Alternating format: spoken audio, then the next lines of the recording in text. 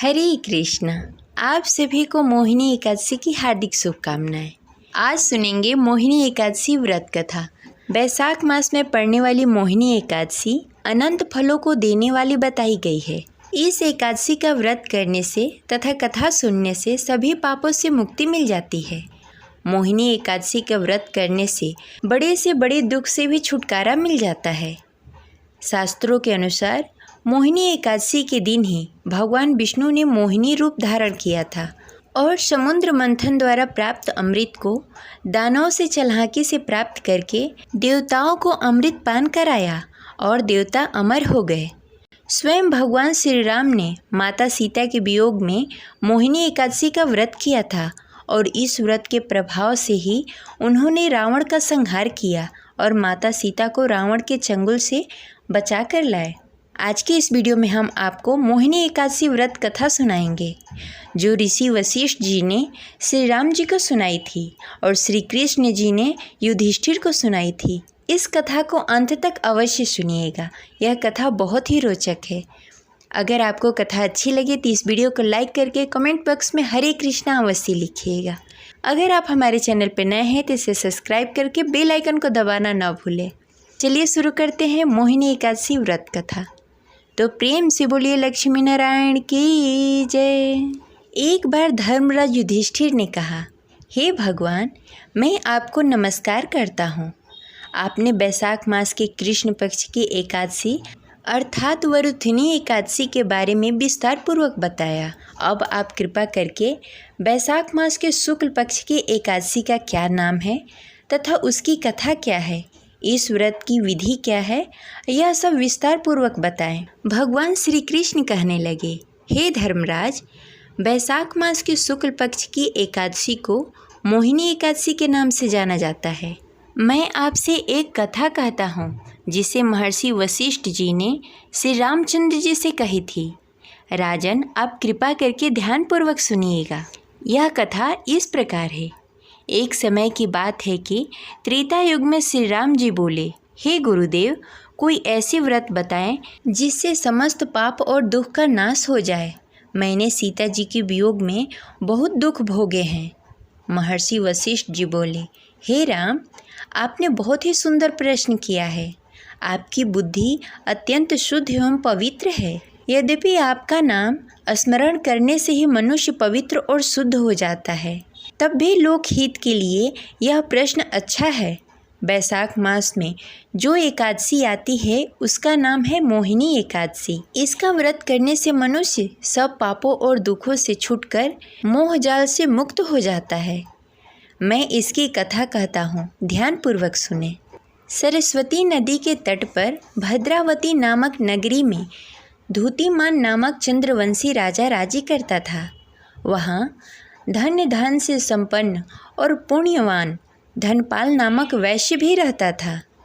वह अत्यंत धर्मालु और विष्णु भक्त था। उसके नगर में अनेक भोजनालय, प्याऊ, कुएं, सरोवर, धर्मशाला आदि बने हुए थे।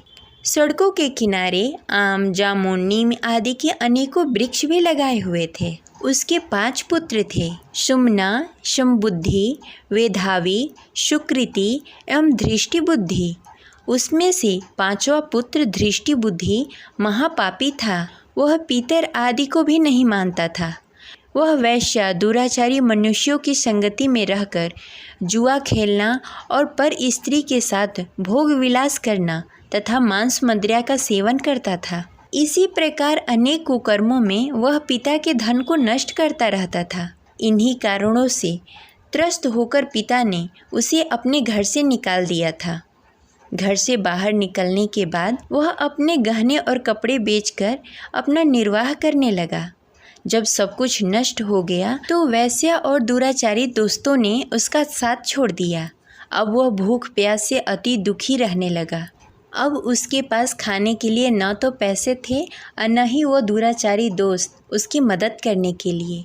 कोई सहारा न देखकर वह चोरी करने लगा। एक बार चोरी करते हुए सैनिकों ने उसे पकड़ लिया तो वैश्य का पुत्र जानकर चेतावनी देकर उन लोगों ने छोड़ दिया। मगर दूसरी बार फिर पकड़े जाने पर राजा की आज्ञा से इस बार उसे कारागार में डाल दिया गया। कारागार में उसे अत्यंत दुख दिए गए। बाद में राजा ने उसे नगर से बाहर निकल जाने को कह दिया। वह नगर से निकलकर वन में चला गया। वहाँ अन्य पशु पक्षियों को मारकर खाने लगा। कुछ समय पश्चात वह बहेलिया बन गया और धनुष बाण लेकर पशु पक्षियों को मारकर खाने लगा। एक दिन भूख प्यास से परेशान होकर वह खाना की तलाश में घूमता हुआ कौंडिल्य ऋषि के आश्रम में पहुंच गया।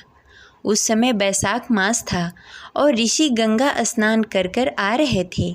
उनके भींगे वस्त्रों के छींटे उस पर पड़ने से उसे सुबुद्धि प्राप्त हुई। वह कौंडिल्य ऋषि से हाथ जोड़कर कहने लगा, हे मुनि, मैंने जीवन में बहुत पाप किए हैं। आप इस पाप से छुटकारा के लिए कोई साधारण बिना धन का उपाय बताएं।